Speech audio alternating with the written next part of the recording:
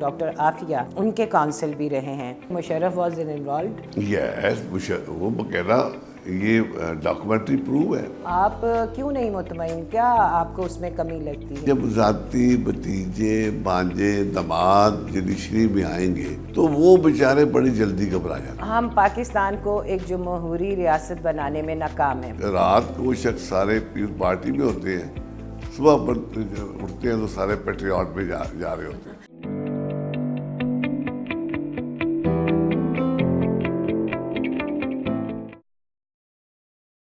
السلام علیکم. Programme celebrity case آپ کی host Zaida on just one T V. Viewers کیسے ہیں آپ؟ ہماری دعا ہے کہ آپ سدا سلامت اور خوش رہیں. ہمارے آج کے گیسٹ بہت ہی پیاری پرسنالٹی, بہت ہی ریناؤنڈ وکیل اور بہت لرنڈ پرسنالٹی ہیں جن کا قانونی سفر 42 ایئرز پہ ہے. وہ ڈسٹرکٹ بار کے سیکرٹری, سپریم کورٹ بار کے سیکرٹری اور present advocate senior supreme court ہیں. ہم یہاں پہ جو گیسٹ بلاتے ہیں ڈزنٹ مین کہ we want to teach law. We want to show you کہ ان کے کریڈٹ پہ کیا کام ہے, ان کی اسٹرگل کیا ہے, ان کے ایفرٹس کیا ہیں, وہ کس طرح کن مراحل سے گزر کے اس لیول تک آتے ہیں. اور یہ ہمارا بتانے کا مقصد یہ ہے کہ یہ جو آج کل ہماری ینگ جنریشن کے بچے ہیں وہ اس سے سیکھیں کہ وہ اپنی زندگی کا کوئی مقصد, کوئی ہدف بنائیں اور اس کو اچیو کرنے کی کوشش کریں. تو ویورز, آج کے ہمارے بہت ہی پیارے گیسٹ, بہت ہی پیاری شخصیت ایڈوکیٹ ذوالقرنین راجہ. السلام علیکم جی. Welcome to show. سر, آپ کا 42 ایئرس کا ایکسپیرینس ہو گیا ہے اس ایڈوکیسی میں, تو کیا سمجھتے ہیں کہ آپ نے جو سوچا تھا وہ آپ نے حاصل کر لیا, جو گول تھا آپ کا, یا جس مقام پہ اینڈ تو سپریم کورٹ کے ایڈوکیٹ ہی ہوتے ہیں اور سیکرٹری بار بھی رہے ہیں, تو کیا یہ پورا ہو گیا آپ کا ایک لیول؟ ڈیفینیٹلی یہ جو پروفیشن ہے نا, میں نے خود چوز کیا. یعنی بائی چوائس آیا؟ ہاں, بائی چوائس. آپ کی فیملی میں تو سارے میرا خیال ہے آرمی میں ہیں. اکثر ہمارے ان علاقوں کے لوگ جو آرمی میں جاتے ہیں, تو میں نے خود یہ رستہ, یہ پروفیشن چوز کیا, اور پھر اللہ تعالیٰ کی کرموازی سے ڈسٹرکٹ کورٹ سے لے کر سپریم کورٹ تک یہ سارے مرحلے طے کیے. سب سے بڑی بات یہ ہے کہ یہ پروفیشن جو ہے اس میں جو بنیادی طور پر جس نے مجھے موٹیویٹ کیا وہ تھا struggle for rule of law. اچھا. Struggle for the human rights. تو luckily I am a very lucky مین کہ ابھی ہم وکیل بنے ہی ہیں 77 میں, 76 میں پروفیشن میں آئے, تو ضیاء الحق صاحب نے پاکستان میں معاشرہ مسلط کر دیا. اب وہ ایٹماسفیئر ہمارے جیسے مائنڈ سیٹ والے آدمی کے لیے بہت ایک ایسا ایٹماسفیئر ڈیولپ ہوا کہ مارشل لا اتھارٹیز اپنے پورے زور شور سے ڈیموکریٹک فورسز کو کچلنے میں مصروف ہو گئی. اور اس میں جو سوچیں ہماری تھیں اور جو استاد ہمیں ملے, یہ میرے بنیادی طور پر استاد جو تھے وہ چوہدری اشرف خادم تھے, آغا اختر قدر باش تھے, اور یہ دونوں دوست جو تھے بزرگ میرے, یہ میاں محمود علی قصوری صاحب کے شاگرد تھے. میاں محمود علی قصوری صاحب پاکستان کی تاریخ میں ہیومن رائٹس اور رول آف لا اور کانسٹیٹیوشن کیسز کرنے میں, اور عام یعنی جو ایک سیاسی کارکن ہے اور جو لوارث لوگ بڑے تھے, ان کے لیے جو اسٹرگل میاں محمود علی قصوری اور ان کے دوستوں نے کی وہ شاید کسی اور نے نہیں کی. تو میں عرض یہ کر رہا ہوں کہ چوہدری اشرف خادم صاحب پہلا کیس جو سب سے بڑا مجھے بڑا ایک ایلیویشن محسوس ہوئی وہ تھا 1978 میں. ایک سندھ کا ہاری لیڈر تھے وہ نیب کے بھی لیڈر تھے جام ساکی صاحب، تو جام ساکی کا میں پٹیشنر بنا. اچھا، بریک آپ کو ادھر سے ملا؟ نہیں، میں نے اس کا میں پٹیشنر بنا بیکاز اس کو شاہی قلعے میں لایا گیا، اور اس زمانے میں بڑا ایک خوف و راز تھا اور ڈر خوف تھا کہ کہیں جو اتھارٹیز ہیں وہ جام ساکی کو قلعے میں مار نہ دیں، کیونکہ اس سے پہلے حسن ناصر کا واقعہ ہو چکا تھا. حسن ناصر کو قلعے میں شہید کر دیا گیا تھا. تو اینی ہاؤ جام ساکی کا پٹیشن میں بنا. میرے پٹیشن پہ جام ساکی کو شاہی قلعے میں برآمد کیا گیا اور اس کی ایک قسم کی لائف کی سیکیورٹی ہو. پھر اسی دوران کیونکہ ضیاء الحق صاحب نے پکڑ دھکڑ کوڑے جیلیں شروع کر دی، تو ہمارے دوستوں نے ایک پیٹریوٹک لائی ایسوسیشن بنائی، کیونکہ پیپلز پارٹی اس زمانے میں وہ اس لیول کی، یعنی وہ تقریباً ایلیمینیشن کے پروسیس میں آ گئی. اس پارٹی اس وقت بنی، اسٹرانگ پارٹی بنی، جب بھٹو صاحب نے اسٹینڈ لیا اور یہاں پر رول آف لاء کے لیے اور جمہوریت کے لیے، جمہوریت کی بحالی کے لیے ایک بہت رول بنا اور ایک بہت مضبوط آواز کے طور پر وہ ابھر کے سامنے آئی. تو ذوالقرنین صاحب، آپ یہ بتائیے کہ آپ کیا مطمئن ہیں جو آپ نے ایڈوکیسی کی لوور کورٹ سے لے کے سپریم کورٹ تک، جو آپ ظاہر ہے تھاؤزنڈز میرا خیال ہے آپ کے کیسز اور ججز سے ملاقات رہی ہوگی، تو کیا آپ اپنے جوڈیشری سسٹم سے مطمئن ہیں؟ جوڈیشری سسٹم سے تو میں مطمئن نہیں ہوں، لیکن میں اپنی اسٹرگل سے مطمئن ہوں کہ ہم لوگوں نے کوشش کی کہ جو اسٹیبلشمنٹ کی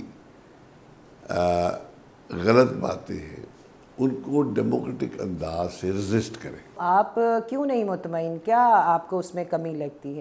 جوڈیشری میں جو انڈکشن ہے، جو اپائنٹمنٹ آف دا ججز ہے، جی جی، وہ آن میرٹ نہیں ہو پائی.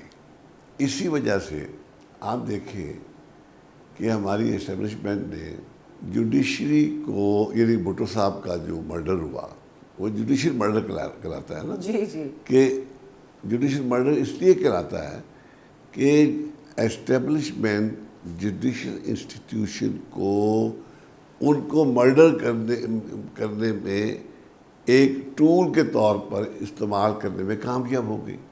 اسٹیبلشمنٹ اگر ہمارے ججز آن میرٹ اپوائنٹ ہوئے ہوتے تو ڈیفینیٹلی جوڈیشری کو رزسٹ کرتی، وہ ریزائن کرتی، وہ خود پھانسیاں لیتی. انہوں نے رزسٹ نہیں کیا، پھانسیاں نہیں لی، ریموول نہیں لی، ان کو قیدیں نہیں ہوئیں، بلکہ انہوں نے جو کہا اس کے مطابق انہوں نے کہا. اس میں یہ ہے نا کہ انہوں نے اپنی سیٹس بچانے کی کوشش کی، وہ اور دیکھیں نا، جیسے سیم آج کی بھی حالت آپ دیکھ لیں کہ سارے ججز جو ہیں بعد میں ایکسکیوز اور اپولوجائز کرتے ہیں، اس وقت ہم پریشر میں تھے اس لیے ہم کر گئے. آج بھی وہی کہانی چلائی جا رہی ہے. دیکھیں آج بھی معذرت کے ساتھ جو میاں نواز شریف صاحب کے ساتھ ہو رہا ہے، اور ملک ارشد تو ریکارڈ پہ آ گیا نا. جی جی، اس نے کہا ہے جی کہ اس کی ویڈیو آ گئی اور ویڈیو ثابت ہو گئی کہ اصلی اس کی ویڈیو ہے. جی جی، اس میں وہ کہتا نظر آ رہا ہے کہ جی میں نے یہ انڈر پریشر فیصلے کیے. نہیں تو یہ ججز بعد میں کیوں کہتے ہیں؟ بھٹو کے بھی جو جیوری تھی انہوں نے بھی بعد میں اپولوجائز کیا، ابھی بھی بعد میں اپولوجائز کر رہے ہیں کہ واٹ از دس. دیکھیں، یہ میں نے آپ کو کہا نا کہ یہ ہمارے سسٹم میں جو انڈکشن، جب آپ آن میرٹ نہیں کریں گے، آپ ذاتی بھتیجے بھانجوں کو نوازیں گے، تو ڈیفینیٹلی جب ذاتی بھتیجے بھانجے داماد جوڈیشری میں آئیں گے تو وہ بیچارے تو اس قابل نہیں ہوں گے. تو ان کو پتہ ہے کہ میں تو سفارش سے آیا ہوں، تو وہ بیچارے بڑی جلدی گھبرا جاتے ہیں. ہاں، انہوں نے تو جی میں لانا. اچھا، دیکھیں نا، کوئی آن میرٹ آدمی آئے گا، 10 میں سے اگر 4-5 بھی آن میرٹ آ جائے، میرٹ آپ کو نظر آئے گا، میرٹ رجسٹ کرے گا، وہ رول آف لا پہ کنٹیسٹ کرے گا، وہ کانسٹیٹیوشن وائلیشن نہیں کرے گا، وہ کانسٹیٹیوشن کی بالادستی کی بات کرے گا، وہ پارلیمنٹ کی بالادستی کی بات کرے گا، کیونکہ اس کو اپنی ایبلٹی پہ ٹرسٹ ہوگا. اس کو یہ ڈر نہیں ہوگا کہ میں بدل جاؤں گا، مجھے چھوڑنا پڑے گا. وہ اللہ توکل ہوتے ہیں کہ بھی ہم نے اچھا کرنا ہے اور اچھا کرنے والے میرٹ پہ آنے چاہیے. ایسا نہیں ہے. ایسا نہیں. پاکستان از دی مسلم کنٹری، اسلامک کنٹری، یہاں کے لوگ سارے، تو ہم ان چیزوں سے دور کیوں ہیں؟ کیوں نہیں ہمارے ججز، ہمارے جوڈیشری سسٹمز، ہمارے لا منسٹرز کیوں نہیں ایسے لا بناتے؟ کیوں نہیں اس کے قریب جاتے کہ ہم انصاف کو بالکل کیا کہتے ہیں دروازے پہ رکھ دیا جائے کہ بس سب کو ملے؟ دیکھیں اس پہ بات یہ ہے کہ یہ بہت بڑی اسٹرگل ہو رہی ہے، اور آج میاں نواز شریف صاحب کی جو اسٹرگل، ووٹ کو عزت دینے والی بات جو ہے، وہ بھی اگر غور سے دیکھیں گے تو وہ یہ کہتے ہوئے نظر آ رہے ہیں کہ بھئی آپ انسٹیٹیوشن کا، آئین پاکستان کا اور عوام کی ووٹ کا احترام کریں، ٹھیک ہے. لیکن پرابلم یہ پڑ رہا ہے کہ ہم 47 سے آن ورلڈ، دیکھیں انڈیا نے 1948 میں آئین لاگو کر دیا، ہم 1947 میں، 48 میں، 49 میں آئین لاگو نہیں کر سکے، بلکہ جب 56 کا آئین تیار ہو گیا تو 56 کے آئین کی وجہ سے آئین ساز اسمبلی ٹوٹی، اور مولوی تمیم الدین جو تھے وہ اسپیکر قومی اسمبلی تھے نا. تو مولوی تمیم الدین کیس جو ہے ریناؤنس کیس، وہ بنائی اس لیے کہ جب اسمبلی نے کہا کہ بھئی اب آئین پاکستان نافذ کرنا ہے، تو غلام محمد صاحب نے اسمبلی توڑ دی. حالانکہ غلام محمد جو تھے اس وقت مکمل طور پر فارغ زدہ تھے، بات بھی نہیں کر سکتے تھے، اور انہوں نے اسمبلی ڈیزالو کر دی. اور سکندر مرزا صاحب اس کے بعد فوری بات سکندر مرزا صاحب آ گئے، اور پھر 57 میں وہ آ گئے، اور 58 میں ڈائریکٹ ایوب خان صاحب مارشل لے کے آ گئے، اور پھر ہم نے وہ مارشاء اللہ کا طویل عرصہ دیکھا. یعنی کہ ہم ایلینز کے ہاتھوں ہائی جیک رہے، کہنے کا مطلب یہ ہے. ہاں، یہ ہے کہ ہم اپنا ریاست کو ایک جمہوری ریاست ہم پاکستان کو ایک جمہوری ریاست بنانے میں ناکام ہیں، فلی طور پہ ناکام رہے، اور ابھی تک ہم اس اسٹرگل میں جا رہے ہیں. سر آپ کانسٹیٹیوشنل لا کے اسپیشلسٹ ہیں، یہ جو امینڈمنٹس ہوتی ہیں ان کے اوپر بھی کوئی ایسی کمیٹی ہونی چاہیے، جیسے کبھی صدر کو یہ اختیار چلا جاتا ہے، کبھی پرائم منسٹر کو آ جاتا ہے، کبھی پارٹی کو آ جاتا ہے. یہ کیا وجہ ہے کہ یہ اسٹیبلٹی کیوں نہیں ہے ہمارے اس میں؟ دیکھیے اس پہ یہ ہے کہ ابھی تک تو پاکستان کی ریاست میں یہ شور نہیں ہو رہا کہ ریگولر الیکشن بھی ہوں گے کہ نہیں ہوں گے. اور وہ کہتے ہیں صاف شفاف آئینے والے، وہ آئینہ صاف شفاف آئینہ الیکشن، وہ صاف شفاف الیکشن جو ہے وہ ہونا ناممکن ہوئے ہوئے. ابھی تو عالم یہ ہے کہ ریوڑ کی طرح M N A MPs کو دھکیلا جاتا ہے، یعنی رات کو شخص سارے پیپلز پارٹی میں ہوتے ہیں، صبح پر اٹھتے ہیں تو سارے پیٹریاٹ میں جا رہے ہوتے ہیں. معلوم ہوا کہ سر کے کریڈٹ پہ جو ہے وہ ڈاکٹر عافیہ، جو کہ ہمارے پاکستان کی ایک بڑی دکھتی سی رگ ہے کشمیر کے علاوہ بھی، تو ان کے کونسل بھی رہے ہیں. تو ہم سر سے یہ تھوڑی سی ریکویسٹ کرتے ہیں کہ اس کے بارے میں تھوڑا سا کچھ بتائیے، بیک گراؤنڈ، کیسے آپ کونسل ہائر ہوئے، کیسے آپ تک پہنچا؟ اصل میں یہ ہے کہ 2009 میں میں secretary supreme court bar elect ہوا. اس زمانے میں ڈاکٹر عافیہ صدیقی صاحبہ کا میٹر جو ہے وہ ہماری بار نے اس کو ٹیک اپ کیا. تو ان کی چھوٹی بہن جو ہے ڈاکٹر فوزیہ، جی جی اس سے بھی رابطہ ہوا. تو اس سلسلے میں ہم نے وہ کیونکہ ڈاکٹر عافیہ صدیقی جو ہے، اگر ہم لوگوں کو نہیں پتا، تو وہ بدقسمت لیڈی ہے جو مسلمانوں کی ایک بہت بڑی برین تھی.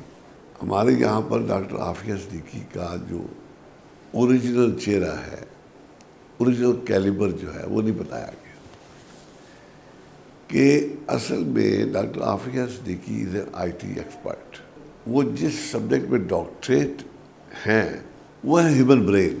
اب انہوں نے ہیومن برین میں جو ڈاکٹریٹ کی، اس میں انہوں نے یہ ثابت کیا کہ ہیومن برین اتنا ایک بڑا ایک کمپیوٹر ہے کہ قدرت نے، رب کائنات نے ہر آدمی کے برین کو دوسرے سے علیحدہ رکھا ہے. بلکہ اس میں خاص خوبی جو ہے، اگر اس برین کی آپ اس خاص خوبی کو ڈائگنوز کر لیں، دریافت کر لیں، اور اس آدمی کو یا اس پرسن میل یا فیمیل کو اسی خوبی کو پروموٹ کریں، تو وہ گلوبل چیمپئن ہوگا. کیونکہ اس میں ہی وہ ایک ایکسٹراڈنری خوبی ہے. صحیح. اچھا، وہ پہلے 100ویں نمبر پر تھی. جی. جب ڈاکٹر صاحبہ نے یہ اپنا تھیسس سبمٹ کیا اور ڈاکٹریٹ ان کو ملی، تو وہ 100ویں سے 4تھے نمبر پہ آ گئی. صحیح.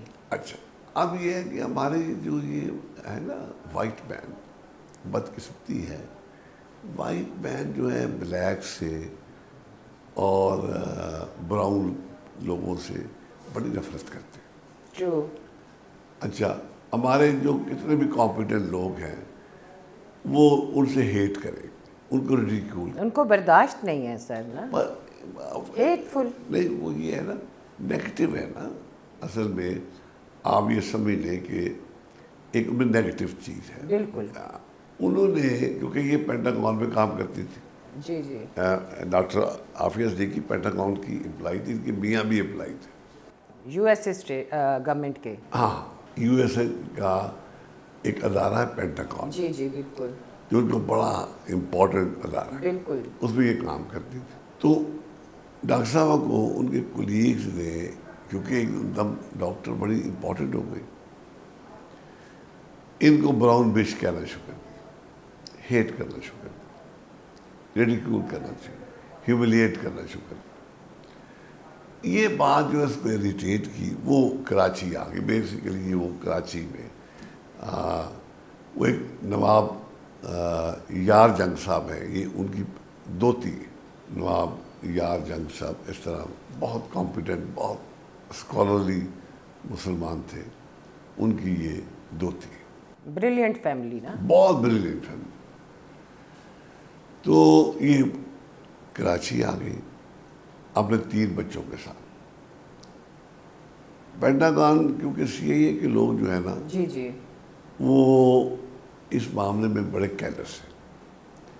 وہ کسی مسلمان سائنٹسٹ کو وہاں سے نکلنے کی اجازت نہیں دیتے. یہ ریکارڈ کی بات یہ ہے کہ بے شمار مسلمان سائنٹسٹ جو ہیں وہ سی آئی اے باقاعدہ مار چکے. بالکل جی. وہ اپنے سے آگے تو کسی کو نہیں دیکھ سکتے، پھر ان کی کون سائنس خریدے گا. یہ پاکستان کے سائنسدان کے کئی مرے ہیں، کئی ایجپٹ کے ہیں، کئی وہ ایک مسلم کمیونٹی کو دے کین افورڈ. اب ڈاکٹر حافظ جب آ گئی نا کراچی، انہوں نے پہلا ان کا لیور استعمال کیا اپنا میاں.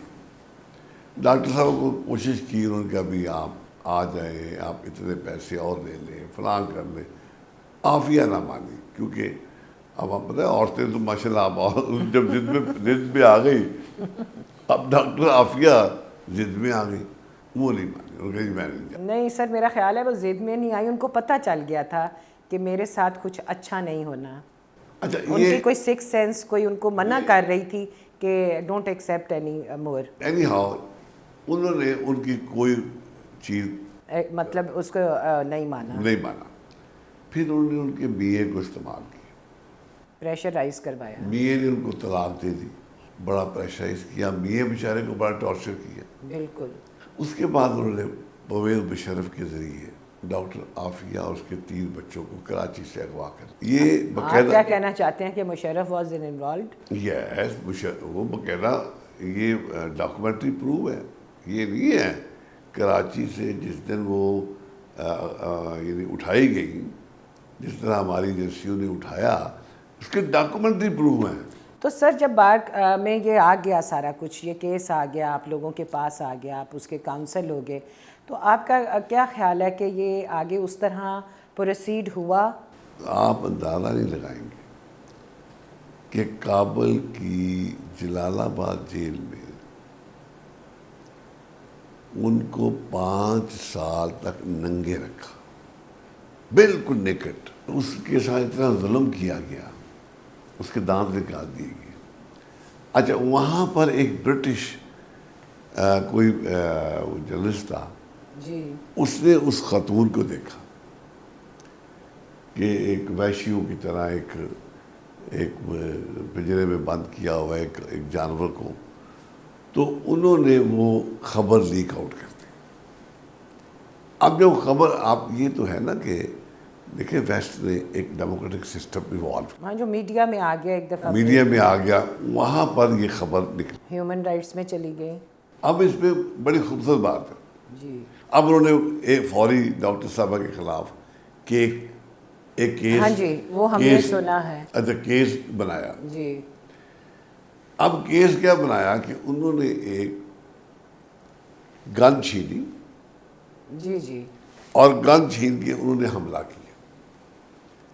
جو گن ان پہ ڈالی اس کا وزن عافیہ صدیقی سے زیادہ تھا. یعنی ڈاکٹر عافیہ صدیقی کا جو وزن تھا اس سے اس گن کا وزن زیادہ تھا. اور وہ میرا گنز بھی جو ہوتی ہیں وہ کوئی پاسورڈ لگے ہوتے ہیں, وہ آن ہی نہیں کر سکتے. وہ یہ دوسری بات یہ ہے کہ اب جو ماڈرن گنز ہیں جو امریکن جو کے پاس ہے, جی, وہ کمپیوٹرائز گن ہے. بالکل. اگر وہ مجھے اس کا کوڈ نہیں پتا تو وہ میرے لیے ایک ڈنڈا ہے, ایک یوز لیس ہے, اس کو میں چلا ہی نہیں سکتا. اتنی انہوں نے فضول قسم کا کیس بنایا, اور جس آپ دیکھیں ظلم کی انتہا. کہ ہم کہتے ہیں نا کہ امریکہ میں یا ویسٹ میں عدالتیں آزاد ہیں, نہیں, وہاں بھی آپ عافیہ صدیقی کا کیس جو ہے, it's an eye opener for everybody that American courts are not independent. Sir وہ مسلمانوں کے لیے نہیں ہے نا, صرف امریکنز کے لیے ہیں. میں عرض کرتا ہوں بلیکس کے لیے بھی نہیں ہے, بلیکس کے لیے بھی نہیں, وائٹس کے لیے آنگی, white courts for whites people.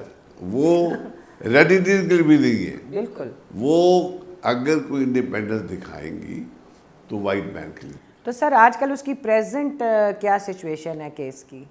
Present situation یہ ہے کہ دیکھیے اس کو انہوں نے قید کر رکھا ہے اب تو. جی, جی, وہ اس میں وہ 3 بچوں میں سے 2 بچے برآمد ہوئے. ایک بات ہے چھوٹے چھوٹے بچے. تو سر اس کا کوئی آگے کیس وہاں پہ پروسیڈ نہیں ہوا یو ایس اے میں, یا پاکستانی گورنمنٹ کا کیا ہے؟ وہ یہ ہے کہ یہاں سے گورنمنٹ, کیونکہ گورنمنٹ اس میں ہماری ایجنسی انوالو تھی, بدقسمت ہے نا لوگ. بس اگر گورنمنٹ انوالو ہے تو پھر تو کوئی نہیں. کیونکہ وہ انوالو تھے تو لہذا یہاں سے جو لوگ بھی پرسو کرنے گے وہ ان کے ساتھ ملے ہوئے تھے. انہوں نے ڈاکٹر عافیہ صدیقی کا کیس کا ٹیسٹ کرنا ہی نہیں تھا.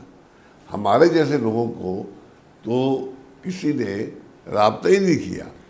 تو سر جیسے سپریم کورٹ ہمارا سب سے بڑا ایک ادارہ ہے, اس کے بعد تو کچھ بھی نہیں ہے, تو اس نے بھی ابھی تک کوئی ایکشن نہیں لیا, کوئی مطلب ایز نہیں. دیکھیں ہم نے تو اس میں یہ ہے کہ اس کیس کو, اب میں آپ کو ایک, کیونکہ یہ ایک ایسی بات یہ ہے جو مجھے فخر سے کرنی چاہیے کہ ڈاکٹر عافیہ صدیقی کے کیس کو ہم نے ہائی لائٹ کیا. لاہور سے وکلا نے پیدل مارچ کیا ڈاکٹر عافیہ صدیقی کے لیے. سر ہائی لائٹ تو ہوا لیکن اس کا کوئی نتیجہ تو برابر میں نے عرض کیا نا, کوئی ججمنٹ تو نہ ادھر سے آئی نہ ادھر سے آئی. پہلی بات یہ ہے کہ ڈاکٹر عافیہ صدیقی کے بارے میں کوئی لوگ جانتے ہی نہیں تھے. ان کا کیس نیشنل لیول پہ تھا ہی نہیں، انٹرنیشنل لیول پہ پتہ بھی نہیں تھا. اور ان کے خلاف ایک سٹوری چلائی گئی تھی کہ جی یہ دہشت گرد ہے وہ فلاں ہے. اسامہ بن لادن کے ٹینیور میں ایسا اچھا. ہوا تھا. ڈاکٹر عافیہ اگر آزاد نہیں ہوتی تو اللہ معاف کرے، اللہ معاف کرے کہ بے شک وہ مر بھی جائیں. جس برے حالات میں اور جس بری طرح کی وہ زندگی گزار رہی ہیں، نہ وہ مرتے میں ہے نہ وہ جیتے میں ہے. اللہ پاک ان کے لیے بہتر کرے. تو آپ کو میں بتاتی چلوں کہ ہمارے جو سر ہیں، ان کی جو مسز ہیں ایڈوکیٹ شیلا ہیں، اور وہ بھی ایڈوکیٹ ہیں. تو یہ سر سے پوچھتے ہیں کہ وہ ایڈوکیٹ کیسے بن گئیں، اور سب سے پہلے ہم ان سے پوچھتے ہیں کہ ان کی اپنی پرسنل کوئی لیٹیگیشن ہو جس کے بارے میں آپ ہمیں بتائیں سر. کہ ڈیفینیٹلی ہیومن رائٹس ایکٹیوسٹ جو ہے جی جی وہ گورنمنٹ کی نگاہ میں یا اسٹیبلشمنٹ کی نگاہ میں تو کوئی اچھا انسان نہیں نہ ہوتا. کیونکہ جب آپ ایک ظالم کا ہاتھ روکیں گے، اس کو کہیں گے بھی آپ غلط کر رہے ہیں، تو وہ تو کہے گا یہ کون بندہ ہے، کیونکہ وہ تو اپنے آپ کو فرعون سمجھتی ہے نا. جی جی. تو میں 13 دفعہ نظر بند رہا. اچھا. ہاں، میں کوئی لاہور فورٹ میں بھی رہا 2 دفعہ. صحیح. اس کی وجہ ہے کہ بے شمار جو پولیٹیکل کیسز تھے ان کو کیا، ان کو پرسو کیا، حتیٰ کہ مجھے یہ آنر حاصل ہے کہ میں بھٹو صاحب کے کیس میں بھی پیش ہوتا رہا جا کے. بھٹو صاحب اس وقت ڈی ایم اوان صاحب وغیرہ وہ کیس کرتے تھے، لیکن ہم بھی جو نوجوان بچے ساتھ جاتے ہیں یا بھٹو صاحب سے، کیونکہ مجھے اچھی طرح یاد ہے کہ بھٹو صاحب کی جب پہلی پیشی تھی نا لاہور ہائی کورٹ میں، تو بڑی ایک ہراسمنٹ تھی، کوئی بندہ نزدیک نہیں جاتا تھا، اور باروں پہ پی این اے کا مکمل قبضہ تھا. یعنی قومی اتحاد جو تھا، Pakistan national alliance. District court میں بھی پی این اے تھی، حکم کا صاحب پریزیڈنٹ تھے، اور ہائی کورٹ بار میں عامر رضا خان صاحب پی این اے کے یہ پریزیڈنٹ تھے، اور مکمل باروں میں قبضہ تھا اینٹی پیپلز پارٹی. تو ہم کو 3 4 5 وکیل جو نوجوان تھے بھٹو صاحب کو ملنے کے لیے گئے، تو دیکھا کہ بھٹو صاحب نیلا انہوں نے سوٹ پہنا ہوا اور ریڈ ٹائی لگائی ہوئی اور سگار پی رہے تھے. ان کی پرسنالٹی بڑے خوبصورت، بہت پرسنالٹی تھی. بہت خوبصورت آدمی تھا کہ بھٹو صاحب اکیلے کھڑے تھے تو باقی پولیس تھی. اب جا کے میں ان میں سے آگے بڑھا، جا کے بھٹو صاحب کو ہاتھ بنایا. تو ویسے ہی نوجوان آدمی کے لیے ایک بڑا ایک لمحہ ہوتا ہے کہ بھٹو صاحب سے ہاتھ وہ بنایا. ایکسائٹمنٹ ایک لیڈر کو اچھا، انٹرنیشنل وہ میرے دیکھتے 3 4 بندے اور آگے، پھر 4 5 6 اور آگے، پھر 7 8 اور آگے. بھٹو صاحب بڑے ہیپی ہوئے. بھٹو صاحب نے بڑا پروٹوکول. اچھا، اب بھٹو صاحب پہلے اکیلے کھڑے تھے and he was in other mood. اس کے بعد ان کا گپ شپ شروع کر دی. پھر ہم ان کے ساتھ عدالت میں گئے. مولوی مشتاق صاحب بڑے لمبے تلنگے تھے. اب یہ بات جو ہے ان کو قابل قبول نہیں ہوئی. اگلی پیشی میں ہم گئے تو دیکھا کہ جی بھٹو صاحب کو انہوں نے ایک پنجرے میں، ہائی کورٹ میں ایک پنجرا بنایا گیا.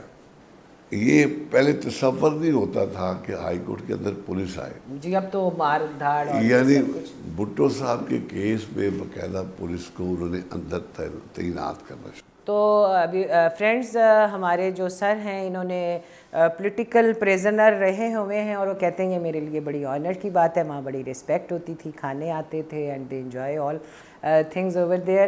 تو سر آپ جو ہیں اپنی فیملی کا تھوڑا سا بتائیے کہ آپ کے بچے جو ہیں وہ کیا کر رہے ہیں. سر بتا رہے تھے مسز شہلا کیانی صاحبہ کے لیے پیغام ہے کہ وہ کہتے ہیں کہ she is very competent lady, she is very intelligent, very caring. میرے بچے جو آج سب کچھ ہیں وہ ان کی وجہ سے ہیں. Credit goes to you Mrs Sheila Kayani.